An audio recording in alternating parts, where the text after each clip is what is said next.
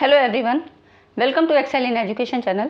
Friends, हम लोग आज के इस वीडियो सेशन में एजुकेशन सब्जेक्ट के कुछ ऐसे इंपॉर्टेंट टॉपिक्स को और विद क्वेश्चंस ऐसे डिस्कस करेंगे जो कि आपके परीक्षा में बार बार पूछे जाते हैं, चाहे वो नेट की पेपर हो, नेट का आपका पेपर सेकेंड हो, और चाहे असिस्टेंट प्रोफेसर या जीआईसी जीडीसी जो भी आप एजुकेशन सब्जेक्ट से तैयारी कर रहे हैं, एग्ज़ाम्स को दे रहे हैं, वहाँ पर ये सभी क्वेश्चंस पूछे जाते हैं और एकदम अलग हैं, क्योंकि ये कहीं पर भी आपको मेंशन नहीं है, सिलेबस में ऐसे नहीं दिखेगा, लेकिन अलग टर्म्स पूछा गया है, तो इस तरह से ये क्वेश्चन काफ़ी बन जाते हैं और पूछे गए हैं। ठीक है, तो ये प्रीवियस ईयर में पूछे गए हैं, तो उन्हीं टॉपिक को हम यहाँ पर क्लियर करेंगे, कौन कौन से ऐसे टॉपिक्स हैं।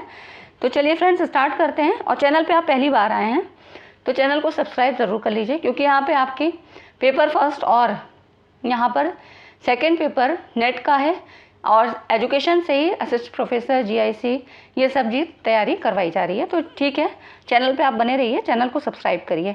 वीडियो पसंद आएगी तो लाइक एंड शेयर करिएगा। चलिए फ्रेंड्स, स्टार्ट करते हैं। देखिए, पहला ये क्वेश्चन है, जब शिक्षण अधिगम सामग्री को ऑफलाइन रूप से प्रस्तुत किया जाता है ताकि अधिगमकर्ता कक्षा के आरंभ होने से पहले विषय वस्तु तक पहुँच सके और अपने उन प्रश्नों या समस्याओं को लिख सके जिन्हें वो कक्षा में पूछ सके, तो क्या कहा जाता है। तो देखिए, यहाँ पर ऑफलाइन की भी बात कर रहा है। ठीक है, इसको कहते हैं फ्लिप क्लासरूम। तो यहाँ पे ये फ्लिप क्लासरूम क्या होती है, इसी को पलटी कक्षा, अनुदेशनात्मक रणनीति और ब्लेंडेड लर्निंग, इनका एक प्रकार है। ठीक है, फ्लिप क्लासरूम को ही पलटी कक्षा कहते हैं। तो ये अनुदेशनात्मक रणनीति और ब्लेंडेड लर्निंग क्या होती है, एक मिक्स टाइप की लर्निंग होती है। यहाँ पर क्या होता है कि मिक्स मतलब ऑफलाइन और ऑनलाइन दोनों मोड का इस्तेमाल किया जाता है। तो यहाँ पर क्या होता है कि कुछ पोर्शन जो सिलेबस का बच्चा ऑफलाइन में उसको कवर करता है और कुछ चीज़ें वो क्या है ऑनलाइन मोड से सीखता है। ये कक्षा के बाहर स्थिति होती है। तो यहाँ पर इसी को कहा है कि फ्लिप क्लासरूम क्या है, ये अनुदेशनात्मक सामग्री को कक्षा के बाहर उपलब्ध कराकर परंपरागत शिक्षात्मक व्यवस्था को बदलता है। ट्रेडिशनल मेथड क्या था, जो हम ये चीज़ मैंने पढ़ा रखी है, आप देख लीजिएगा नेट पेपर फर्स्ट में भी। ठीक है, जो बच्चे जुड़े हुए हैं वो जानते होंगे, नेट पेपर फर्स्ट में भी हमने पढ़ा है कि कौन कौन से ट्रेडिशनल थे, कौन सी मॉडर्न टेक्नोलॉजी थी, कौन कौन से इसमें एड्स थे। तो ये हमने सब चीज़ें पढ़ रखी हैं। तो वही कह रहा है कि परंपरागत शिक्षात्मक व्यवस्था को बदलता है। इसमें शिक्षण का उद्देश्य छात्र के पूर्व ज्ञान की दृष्टि में रखते हुए शिक्षण की विधियों, प्रविधियों और ऐसे व्यू की रचना की जाती है। तो ये शिक्षक छात्र अंतःक्रिया में वृद्धि करता है। फ्लिप क्लासरूम, ठीक है ना। अब तक आपने बहुत सारे क्लासरूम के बारे में पढ़ा, ये लेकिन अलग टर्म्स है, इसीलिए मैंने क्वेश्चन यहाँ लिया है। अब नेक्स्ट देखिए, इस सूची में उन कारकों की पहचान करिए जो सामाजिक गतिशीलता में सहायता करते हैं। तो सामाजिक गतिशीलता क्या होती है, इस गति के परिणाम स्वरूप उस समाज में उस व्यक्ति या परिवार की दूसरों के सापेक्ष सामाजिक स्थिति परिवर्तित होती जाती है। इन्हें परिवर्तित करने वाले प्रमुख कारक क्या है, आय, शिक्षा और व्यवसाय। ठीक है, ये सारी चीज़ें क्या है, सामाजिक गतिशीलता का कारण होती हैं। मतलब व्यक्ति, परिवार या अन्य श्रेणी के लोगों का समाज के एक वर्ग से दूसरे वर्ग में गति सामाजिक गतिशीलता कहलाती है। ये सब जो भी टर्म्स हैं आपके, सामाजिक गतिशीलता, आधुनिकीकरण और सामाजिक गतिरोध मतलब सामाजिक परिवर्तन, इनके प्रमुख कारक कितने प्रकार थे, ये सारी चीज़ें जो भी टर्म्स हैं आपके एजुकेशनल सोशलॉजी के, वो मैं एक वीडियो आपको दूंगी। और मेरी कोशिश है कि हर यूनिट से कुछ ऐसे जो इम्पोर्टेंट टॉपिक्स हैं जहाँ से क्वेश्चन बनते हैं और काफ़ी कन्फ्यूज़न होता है, मैं एक एक वीडियो आपको प्रोवाइड करूँ हर उन 10 यूनिट से। ठीक है, मेरी ये पूरी कोशिश है और मैं अपना पूरा प्रयास करूँगी कि मैं आपको वो जो है ऐसा मटेरियल अवेलेबल करा पाऊँ जो आपके लिए हेल्पफुल हो। अब देखिए, अगला क्वेश्चन क्या है, NCF 2005 द्वारा शिक्षकों के लिए कौन कौन से बदलावों का सुझाव दिया है। तो राष्ट्रीय पाठ्यचर्या की रूपरेखा 2005 राष्ट्रीय शिक्षा प्रणाली को विकसित करने का एक साधन है और इस कमेटी के अध्यक्ष कौन थे, प्रोफेसर यशपाल जी थे। इन्होंने शिक्षकों के लिए ये बदलाव दिए थे, जैसे विषयगत से बहुविषयगत ध्यान केंद्रण, मतलब मल्टी सब्जेक्ट की बात कर रहा है, और फिर शिक्षक केंद्रित से अधिगमकर्ता केंद्रित अधिकल्प, मतलब यहाँ पे चाइल्ड सेंटर्ड जो है फोकस किया गया, टीचर के उस पर नहीं, कि मतलब ऐसा नहीं होना चाहिए कि टीचर का ही जो दबाव है वो उसी के अनुरूप क्लासरूम चले। फिर नेक्स्ट है कक्षा की चारदीवारी से आसपास और कक्षा से बाहर का क्षेत्र। तो प्रोफेसर यशपाल जी का ये इनके सुझाव थे। और देखिए, अब नेक्स्ट है बौद्ध दर्शन में प्रतीत समुत्पाद की अवधारणा को निम्नलिखित में से कौन सी विशेषताएं स्पष्ट करती हैं? जैन दर्शन, बौद्ध दर्शन और इस तरह बहुत सारे दर्शन, मैंने वीडियो बना रखी है, आप लोग प्लेलिस्ट में देख लीजिएगा एजुकेशन वाले पोर्शन में। तो यहाँ पर पहले से जानिए प्रतीत समुत्पाद क्या होता है। जो महात्मा बुद्ध जी ने जो कहा अपने प्रतीत समुत्पाद में, वो क्या था? जो इनको ज्ञान मिला था, दिव्य ज्ञान महात्मा बुद्ध जी को जो मिला, उसे ही प्रतीत समुत्पाद का नाम दिया गया। इससे उनका अभिप्राय ये था कि समस्त विश्व कार्य कारण की श्रृंखला का परिणाम है। मतलब एक ऐसी चेन है जो कि प्रत्येक घटना दूसरी घटना से रिलेट है और उसी घटना का परिणाम है। तो ये एक ऐसी चेन बनी आती है कि प्रत्येक घटना दूसरी घटना का परिणाम होती है। इस प्रकार क्या हुआ, प्रत्येक वस्तु किसी दूसरी वस्तु से उत्पन्न होती है और सभी वस्तुएं सापेक्ष हैं और क्रमशः नष्ट और उत्पन्न होती रहती हैं। मतलब कोई भी वस्तु यहाँ स्थिर नहीं है। तो इस प्रकार कार्य कारण श्रृंखला का प्रवाह चलता है, यही जगत है। यहाँ नित्य कुछ नहीं है, अविनाशी कुछ नहीं है। अविनाशी मतलब जिसका विनाश ना हो सके। अनादिकाल से यही नाश और उत्पत्ति का क्रम चलता आ रहा है। तो यह प्रतीत समुत्पाद में कहा था। इसके अकॉर्डिंग इस संसार में, जो इसके राइट ऑप्शन है, इस संसार में सब कुछ सोपाधित और सापेक्ष है। परमार्थिक दृष्टि से संसार और निर्वाण के बीच कोई अंतर नहीं है। और फिर था अगला जो सही ऑप्शन है, सभी बाहरी रूप या धर्म सापेक्ष हैं, उनकी कोई वास्तविक उत्पत्ति नहीं है। तो इस तरह से ये प्रतीत समुत्पाद में कहा गया था। आप वीडियो पूरा देखना चाहें तो वहाँ से देख सकते हैं। ठीक है। अब डाइट, यहाँ पर देखिए डाइट की स्थापना पूछा है। डाइट क्या है? जिला स्तर पर प्राथमिक शिक्षा की गुणवत्ता में सुधार करने के लिए diet, district institute for education and training, है ना। यहाँ पर ट्रेनिंग करवाई जाती है टीचर्स की। ये प्रारंभिक शिक्षा के शिक्षकों के लिए सेवा पूर्व, और जैसे कि जब डीएलएड करके बच्चे जाते हैं तो यहाँ डाइट में ही ट्रेनिंग होती है।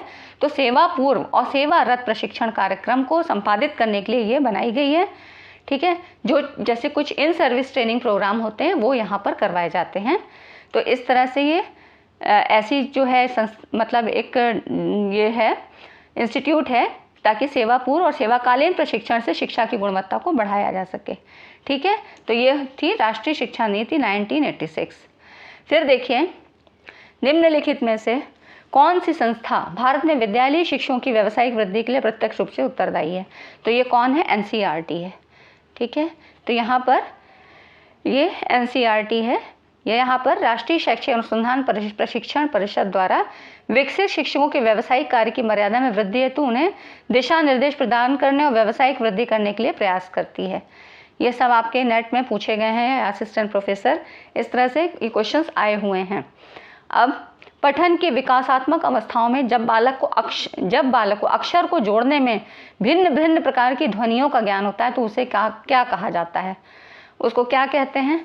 देखिए ब्लेंडेड तो हम जान चुके हैं क्या होती है। प्रतीकात्मक अवस्था जो प्रतीकों और संकेतों के माध्यम से होगी। चित्रात्मक अवस्था, तो ये कौन सी है? ऑर्थोग्राफिक अवस्था होती है। जब बालक को अक्षरों से जोड़ने में भिन्न भिन्न प्रकार की ध्वनि को ज्ञान हो तो यह ऑर्थोग्राफिक स्टेज होती है। अब देखिए एक विद्यार्थी किसी विश्वविद्यालय से स्नातकोत्तीर्ण है, यह शिक्षण की किस धारा के विकल्प को चुने इस बारे में सहायता पाना चाहता है। इस प्रकार के मामले में दिए जाने वाला निर्देशन गाइडेंस एंड काउंसलिंग की बात करता है। तो यहाँ पर कौन सा होगा? शैक्षिक निर्देशन। ठीक है। क्योंकि यहाँ पर वो शैक्षिक निर्देशन के अंतर्गत अपना सुझाव चाहता है। तो इस तरह से ये राइट ऑप्शन हुआ। फिर देखते हैं शिक्षा की अवधारणाएं जिन्हें वेदांत द्वारा आधिकारिक स्वीकृति दी जाएगी क्या है? तो ये देखिए यहाँ पर ये ऑप्शन है आपके ABCDE करके, है ना। तो सही ऑप्शन क्या है? सभी 3 Q, जिसमें IQ, RQ और SQ के साथ बुद्धिमत्ता को जागृत करना है। और दूसरा है समावेशी शिक्षा और सभी के लिए शिक्षा। तो वेदांत दर्शन ऐसी शिक्षा की अवधारणा प्रस्तुत करता है जो निर्वाण प्रदान करती है और एक व्यक्ति को अपने स्वयं के पैर पर सार्थक जीवन जीने में मदद करती है। मतलब ये किसी विशेष समूह, वर्ग या जाति तक के लिए सीमित नहीं है। तो ये जो है सभी के लिए शिक्षा, ये चीज़ जो है वेदांत दर्शन में बताई गई है। अब देखिए कुछ मैचिंग के भी क्वेश्चन बहुत आते हैं। तो यहाँ पे ये भी आपके पूछे गए हैं, GIC में पूछे गए थे। देखिए यहाँ पर विचारक हैं इस तरफ और सूची 1 और सूची 2 दिया हुआ है। तो यहाँ पे मैच करना था। इसका हम राइट ऑप्शन देख लेते हैं। महात्मा गांधी की यहाँ पर देखिए माई एक्सपेरिमेंट विथ ट्रूथ है, रविन्द्रनाथ टैगोर की the home and the world, Shri Aurobindo की ए लाइफ डिवाइन और स्वामी विवेकानंद की वर्तमान भारत। बिल्कुल याद रखिएगा, और एक वीडियो इसकी भी बनाऊंगी जिसमें आपकी सारी पुस्तकें और उनके राइटर ऐसे आपको एक ही जगह पे मिल जाएं, ठीक है। तो ये आप याद रखिएगा। फिर देखते हैं, ये भी मैचिंग का ही है। यहाँ पर देखिए ये सूची 1 और सूची 2, इसमें बुक्स हैं और ऑथर है, इसमें भी वही है। तो यहाँ पर देखते हैं, इसमें कर्मयोग किसकी है, स्वामी विवेकानंद की है।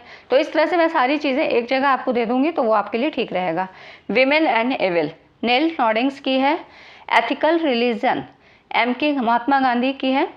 और सिंथेसिस ऑफ योगा, योगा से आप श्री अरविंदो को पहचान सकते हैं, तो ये इनका राइट ऑप्शन हुआ। इस तरह से ये जरूर याद रखिएगा। मैचिंग में तो बहुत ज़्यादा, मतलब जब तक आपको 4 कॉन्सेप्ट नहीं क्लियर होंगे तो एक क्वेश्चन नहीं आपका सॉल्व होगा, है ना। भारतीय संविधान में निम्नलिखित में से किस विकल्प में 14 वर्ष से कम आयु के बच्चों के लिए मुफ्त और अनिवार्य शिक्षा का प्रावधान है। तो शिक्षा से संबंधित जो प्रमुख प्रावधान है उसकी भी एक वीडियो मैंने बनाई है, आप देख लीजिएगा प्लेलिस्ट में। ये पेपर फर्स्ट के लिए भी है और आपके इसमें भी पूछा जाता है, एजुकेशन में तो है ही है, ठीक है। तो एजुकेशन वाले बच्चों को एक ये प्रॉफिट होता है कि टीचिंग एप्टीट्यूड या कुछ पोर्शन आपका क्या है, रिसर्च का भी है, तो वहाँ पे फर्स्ट पेपर में भी है, और यहाँ तो आपको पूरी रिसर्च पढ़ना ही है। तो इस तरह से कुछ चीज़ें ऐसी मैचिंग की हैं जो आप यहाँ तैयार करेंगे और वो वहाँ पर भी हैं, ठीक है। तो ये है भारतीय संविधान के अनुच्छेद 45 में आर्टिकल 45 में ये कहा गया है। नेक्स्ट है, निम्नलिखित में से कौन वैधता का एक प्रकार नहीं है। तो वैधता का, तो इसमें देखिए वैधता के बारे में हम काफ़ी सारी वैधताओं के बारे में जानते हैं, कुछ हमने डिस्कस भी कर लिया था रिसर्च एप्टीट्यूड में, है ना। तो वहाँ पर देखिएगा मैंने कई तरह की बताई थी, जैसे कि फेस वैलिडिटी क्या होती है, कंटेंट वैलिडिटी, क्राइटेरियन वैलिडिटी और प्रेडिक्टिव, फिर कॉन्करेंट और कंस्ट्रक्ट। इस तरह की कई तरह की वैलिडिटियाँ अलग अलग टाइप की अलग अलग जो है पर्पस के लिए यूज़ की जाती हैं। तो कौन सी नहीं है, इसमें कंटेंट भी होती है, क्राइटेरियन भी होती है, कंस्ट्रक्ट भी, लेकिन कॉन्सेप्ट वैलिडिटी कोई भी एक टाइप ऐसा नहीं है। तो ठीक है, ये हो गया आपका। अगला क्वेश्चन है, सामाजिक स्थिति का सबसे अच्छा माप कौन सा है। तो सामाजिक समाज में जो है सामाजिक स्थिति को मेज़र करने के लिए क्या है, सोशियोमेट्री का यूज़ किया जाता है, ठीक है। तो और समाज मिति विधि के प्रतिपादक कौन है, JL मोरेनो। ये काफ़ी पूछा जाता है, आपका असिस्टेंट प्रोफेसर वगैरह में इस तरह के क्वेश्चन बहुत आते हैं, नेट में इस तरह के नहीं, लेकिन ये आपका उसी असिस्टेंट प्रोफेसर वगैरह में ही पूछा गया है। तो यहाँ पर एक समूह संरचना का अध्ययन करने और उस समूह के प्रत्येक व्यक्ति के मतलब सोशल रिलेशंस को, स्थिति को मापने की तकनीकी को समाज मिति के रूप में जाना जाता है। तो ये मौजूदा सामाजिक संबंधों का एक माप होता है, इसी को सोशियोमेट्री कहते हैं। सोशल इंडेक्स, सोशियोमेट्री, तो ये इसके क्या है, मेजरिंग टूल्स हैं, ठीक है। अब यहाँ पर देखिए स्मृति, मेमोरी की बात करता है। तत्वों का सही क्रम, कई बार सही क्रम भी लगाने को आता है, तो जब तक आपको मेमोरी का नहीं पता होगा तो नहीं आप कर पाएंगे। तो यहाँ पर जो सही ऑप्शन है ये क्या होता है, लर्निंग होती है, फिर रिटेंशन, रिकॉल और रिकॉग्निशन, ठीक। लर्निंग तो पहला क्या होता है कि सीखने का, सबसे पहली जो है सीखने का क्रम जीवन भर चलता रहता है, तो सीखना जितना इफेक्टिव होगा स्मृति उतनी ही तेज होगी। अब दूसरा क्या होता है, रिटेंशन में क्या होता है, धारण करना। प्राप्त किए गए अनुभव मस्तिष्क पर कुछ चिन्ह छोड़ जाते हैं, मतलब कुछ ऐसी यादें रह जाती हैं, इन्हीं को हम धारण करते हैं। फिर तीसरी है आपकी रिकॉल मतलब फिर से उनको याद लाना। जैसे कि जो पूर्व प्राप्त अनुभव थे, इनको किसी उद्दीपक के, कोई भी स्टिमुलस के उपस्थित हुए वर्तमान में पुनः लाने का प्रयास किया जाता है। जैसे आपने कोई चीज़ बहुत पहले पढ़ी लेकिन एग्जाम हॉल में जाके भूल गए, फिर से आप उसको क्या रिकॉल करने की कोशिश करते हो ना, यही है। रिकॉग्निशन क्या आता है, ये चौथा है, मतलब पहचान। तो यहाँ पर क्या होता है, उस वस्तु को जानने से है जिसे पूर्व समय में धारण किया गया था। तो इस तरह से पहचान से तात्पर्य मतलब पुनः स्मरण में किसी प्रकार की त्रुटि। अब इस स्टेज में कोई भी जो है एरर नहीं होनी चाहिए। तो ये क्या हुआ कि पुनः स्मरण और पहचान मतलब ये जो है क्रियाएं साथ साथ चलती हैं। तो पुनः स्मरण मतलब रिकॉल और रिटेंशन ये जो है साथ साथ चलती हैं, ठीक है। तो ये आपका सही ऑप्शन हो गया, समझ लिया हमने। अब ब्रूनर के संज्ञानात्मक विकास के सिद्धांत की अवस्थाओं का देखिए, क्रम से कितने क्वेश्चन पूछे गए, नहीं सही से क्रम याद रहेगा तो क्वेश्चन फिर गलत होगा। तो इसका होता है ब्रूनर के जो सिद्धांत है, इनएक्टिव, आइकोनिक और सिंबॉलिक, है ना। इनेक्टिव मतलब संक्रियात्मक, और आइकॉनिक दृश्य प्रतिमा, फिर है सांकेतिक। ये इसके हिंदी वर्ड होते हैं, संक्रियात्मकता, दृश्य प्रतिमा, आइकॉनिक, आइकॉन जिसको कहते हैं, और सिंबॉलिक संकेतों के आधार पे।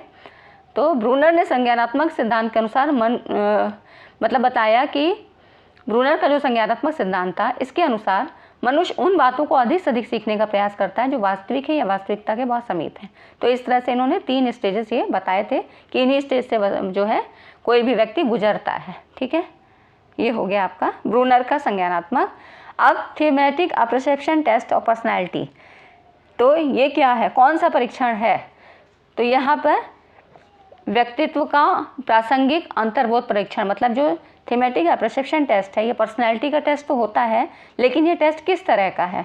तो ये है प्रोजेक्टिव टेस्ट होता है। ठीक है, इसका राइट ऑप्शन मतलब प्रक्षेपी विधि है। इसमें क्या होता है, परीक्षार्थी के सामने एक ऐसी परिस्थिति उत्पन्न की जाती है जिससे वह अपने विचारों, भावनाओं, एटीट्यूड्स, अनुभूतियों और संवेदों को दूसरों में देखता है। ठीक है, तो और इसका थीमेटिक अपरसेप्शन टेस्ट TAT का निर्माण किसने किया था? मॉर्गन और मुर्रे ने किया था। तो ये हो गया आपका।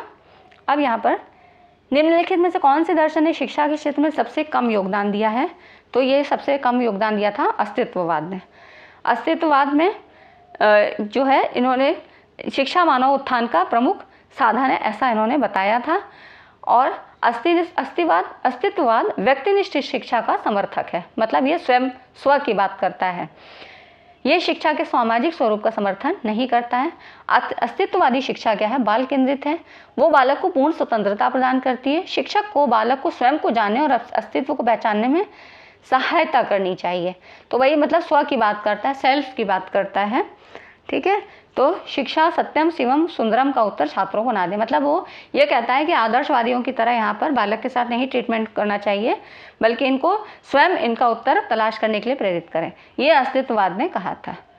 अब ठीक है फ्रेंड्स, तो इस तरह से हमने ये पूरा देख लिया। और चैनल पे आप बने रहिए। वीडियो कैसा लगा लाइक करिएगा, वीडियो पसंद आया है तो लाइक ज़रूर करिएगा, चैनल पे बने रहिए, बेल आइकन को ज़रूर प्रेस कर लीजिएगा, सब्सक्राइब कर लीजिए। ठीक है, क्योंकि यहाँ से ऐसे ही मैं एक एक वीडियो आपकी ऐसे देती जाऊँगी जो आपके लिए हेल्पफुल होंगी और आपकी तैयारी अच्छे से हो जाएगी। चलिए फ्रेंड्स, मिलते हैं अगली वीडियो में। Thanks for watching.